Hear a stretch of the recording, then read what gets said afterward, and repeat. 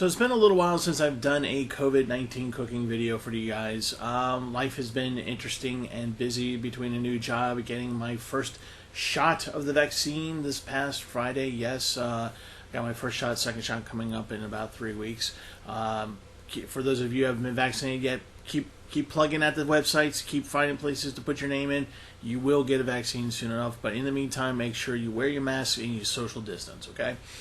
So today we're going to talk about beers a little bit, and it's nothing too in-depth. This is, instead of a cocktail, I want to show you some beers you might want for your imaginary English pub. Now, most English pubs have, stouts and things like that, and brown nut ales and all that wonderful stuff. Now, since I work in a beer and wine store now, I've got some things that might be interesting for your imaginary English pub that you might want to try. So here's a list of them. I took a picture and gave them a little brief description of each one. And so if they tickle your fancy, get some of them. Stock up your imaginary English pub. Break out the pickled eggs, your pickles, and all that good stuff, and watch some soccer. All right, enjoy the rest of the video. Now let's start off with a couple of beers from the Duclaw Brewery located in Rosedale, Maryland. As it sounds, Dreamsicle has an ice cream flavor to it. Notably, it's an orange flavored, kind of like as in a candy flavored, but not really the fruit flavored, and it has a note of vanilla and some medium hoppiness to it. It's kind of like drinking a hoppy orange popsicle. That happens to have an 8.5% alcohol per volume rating, so it's pretty good for a hot day. Also from Duclaw is the Pastry Archie Oatmeal Cream Pie Stout. Doesn't that sound good? This one has an 8% ABV, and it's like drinking an oatmeal cookie with vanilla cream filling. It's very good, but it has a very specific audience. Partly because it is a honey wheat ale, so this really has to go towards those with kind of like sweet taste buds. So if you like your beers on the sweeter, lighter side kind of things, or a stout that's kind of sweet, this one's for you. This next one hails from Newport, Oregon, from Rogue Ale Brewery. They're kind of known for their Dead Guy ales. This one is called Shakespeare Oatmeal Stout. It's a nitro with a strong coffee taste and has a nice chocolate finish. It's pretty light on the ABV. It's only at 5.7%, so you're not going to get too swacked on this one. But just to warn you, while this is very good, you can't really pound it. This is a sipping brew.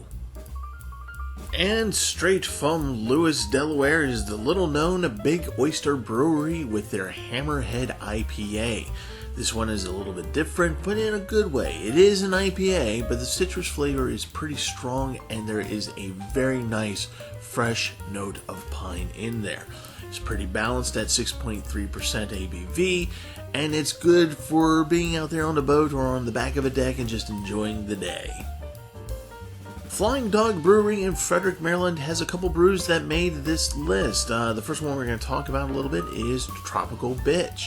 Flying Dog has their well-known Raging Bitch beer, and this one is kind of similar, but it has a huge grapefruit taste to it.